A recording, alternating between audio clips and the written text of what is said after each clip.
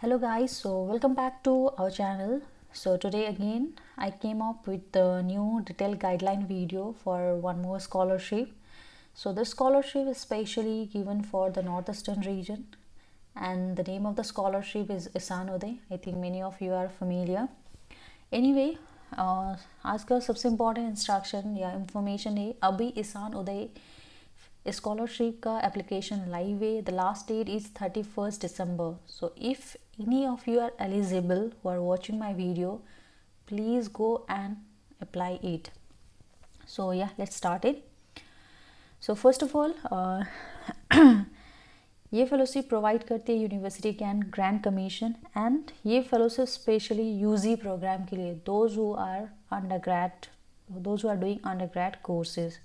Okay, in maybe in humanities, maybe in arts, maybe in science, maybe in agriculture, forestry program, so all of them are eligible. उसके बाद यहाँ पे ये generally इसमें yearly 10,000 fellowship दिया जाता है एप्लीकेंट को from north eastern region.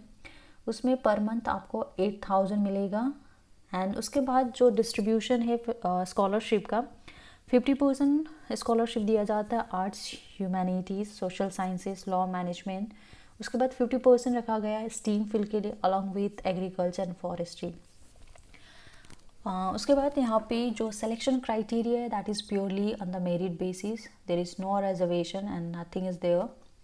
And यहाँ पे जो एप्लीकेशन है आपको ऑनलाइन फिल करना पड़ेगा. You have to visit this national scholarship portal site of the government of India.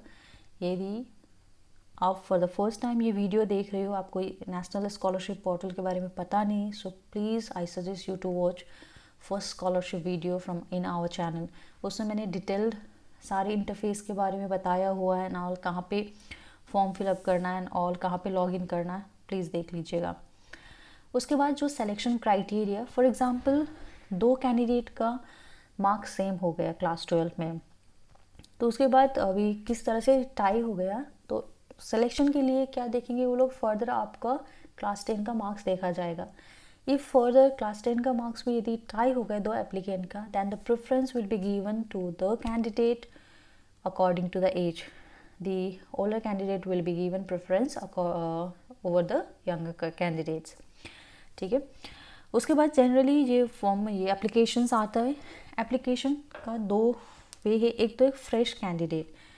Fresh candidate का मतलब है जो रिसेंटली 2023-2024 वाला ईयर में एडमिशन लिया है यूजी कोर्सेज. ठीक है.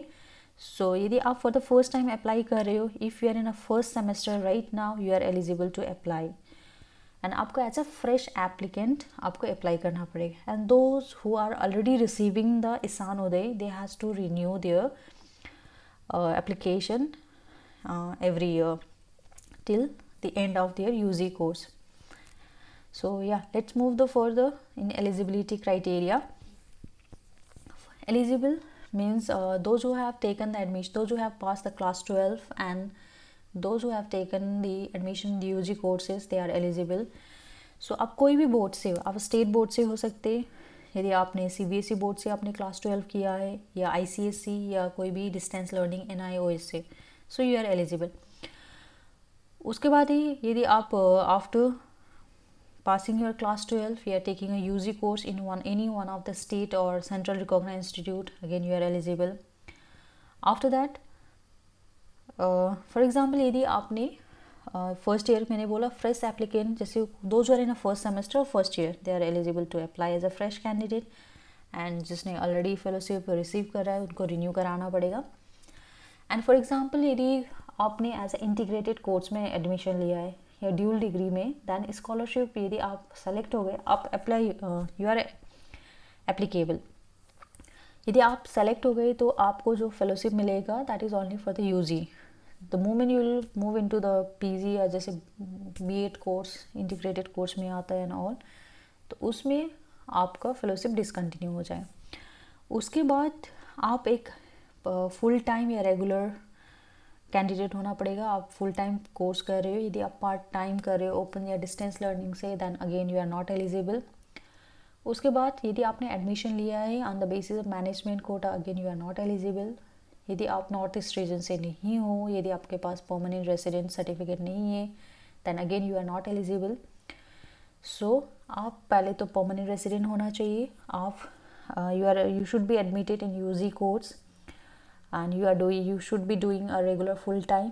उसके बाद आपका जो फैमिली इनकम है that should be below 4.5 lakh. It's a very important per year per annum. यदि आपका फैमिली इनकम 4.5 लाख से ज़्यादा है again you are not eligible. So ये क्राइटेरिया प्लीज़ ध्यान पे रख लेना वाइल अप्लाइंग. उसके बाद आता है type of the institution. Institution के लिए अब किस टाइप का इंस्टीट्यूशंस इज़ एलिजिबल, बिकॉज यहाँ पे जो यूनिवर्सिटी कॉलेजेस है that should come under this section 2F of UG act 1956 and should be have valid agreed from NAAC. उसके बाद जो university deem to be universities है उनके स्टूडेंट भी अप्लाई कर सकते हैं. उसके बाद those who are like central state government funded institute and institute of national importance.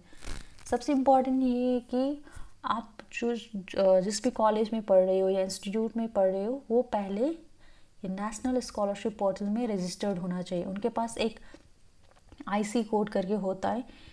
यदि आप न्यू एप्लीकेंट हो, आपको पता नहीं यू आर एलिजिबल बट आपका इंस्टीट्यूट रजिस्टर्ड है या नहीं, please go in the administrative office and ask them. क्योंकि आपका जो डॉक्यूमेंट्स वेरिफिकेशन, आप अप्लाई तो करोगे ऑनलाइन लेकिन डॉक्यूमेंट वेरिफिकेशन होता है आपका इंस्टीट्यूट लेवल पे. सो इसीलिए आपके इंस्टीट्यूट या आपका कॉलेज कुछ भी हो वो रजिस्टर्ड होना चाहिए. उनके पास एक IC कोड होना चाहिए. ठीक है. So first you go and ask, get the information.